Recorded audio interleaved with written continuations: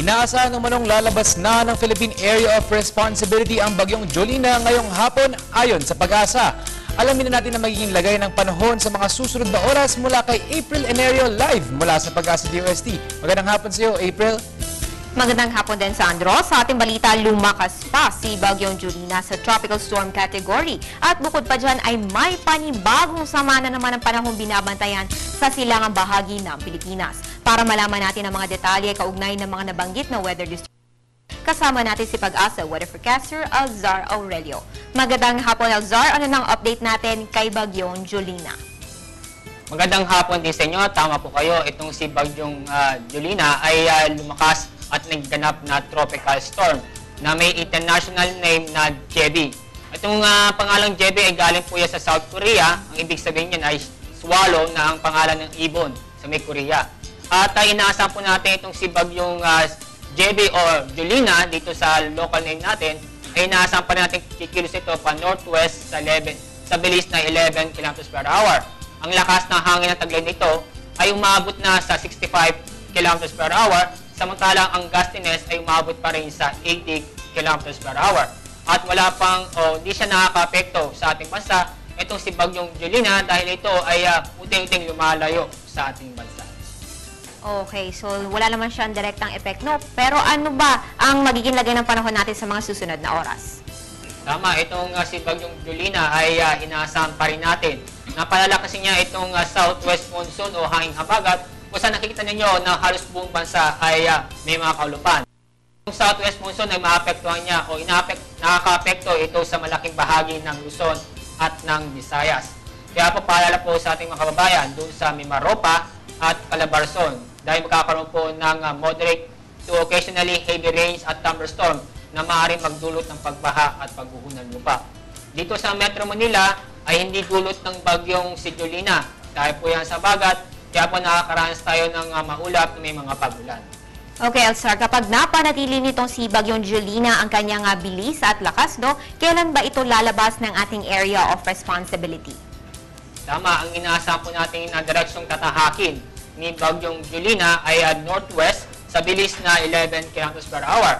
At inaasahan po natin na ngayong hapon ay nasa labas ito ng ating Philippine Area of Responsibility na inaasahan po natin tutungin ito sa China. Alright, good news yan mga kababayan. Mamayang hapon, naasahan na natin na lalabas na ng ating PAR itong si Bagyong Jolina. Pero not so good news, may panibago na naman sama ng panahon. Alzar, ano bang update natin dito sa low pressure area na ito? Tama, may nabuong low pressure area sa loob ng ating Philippine Area of Responsibility. Ito ay nasa layong 210 kilometers east ng Virac, Catanduanes. At inaasahan natin ang pagkilos nito ay pa-northwest katulad ni Bagyong Jolina. Ang patuloy natin babantayan itong low pressure area dahil nasa dagat po ito, may posibilidad na maging bagyo. Okay, Alzar, nabanggit mo na yan, no? Ano nga bang pag naging bagyo ito, anong pangalan? At dahil bukas, Agosto na, ilang bagyo ba inaasahan natin tuwing buwan ng Agosto? Kapag naging bagyo itong binabantayan nating low pressure area sa bandang east ng Virac, Catanduanes, tatawagin natin Kiko. Pero sa ngayon, low pressure area at nagdadala ito ng pag-ulan dito sa bandang Catanduanes.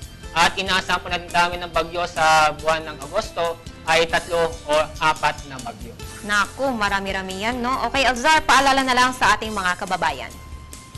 Paalala po sa ating mga kababayan, kahit po na wala po nakataas ng public storm warning signal sa ating bansa, ay makakaranas tayong mga pagulan, lalo na po dito sa Mimaropa at Calabarzon dahil magkakaroon po ng moderate to occasionally heavy rains at thunderstorm.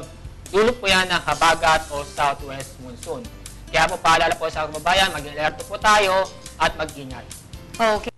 Maraming salamat. Ayan po si Pag-asa weather forecaster Alzar Aurelio na nagbigay sa atin ng update tungkol kay Bagyong Jolina at sa low pressure area. So gaano nga ba kainit o kalamig ang aasahan natin temperatura ngayong Miyerkules? Narito na ang weather forecast ng Pag-asa. Simulan po natin sa Luzon. Mataas na sa Lawag City na may 25 to 31 degrees Celsius habang ang Baguio City ay may 17 to 23 degrees Celsius.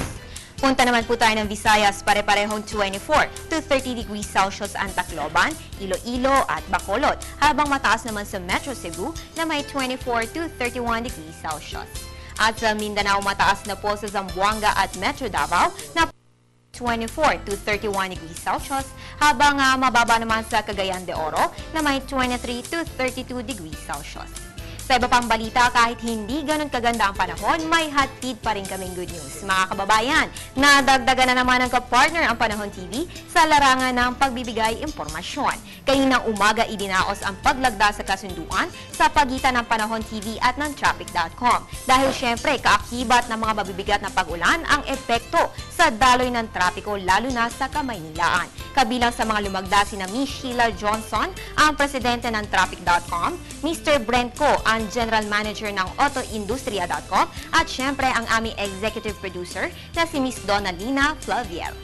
So sa mga susunod na araw, kasabay ng ating ulat panahon, ay makakakuha na rin kayo ng mga traffic updates. At yan ang pinakahuling balita mula dito sa Pag-asa DOST. Ako po ang Weather Girl April Enerio para sa Telebisyon ng Bayan. Balik sa iyo, Sandro. Maraming salamat sa iyo, April Enerio.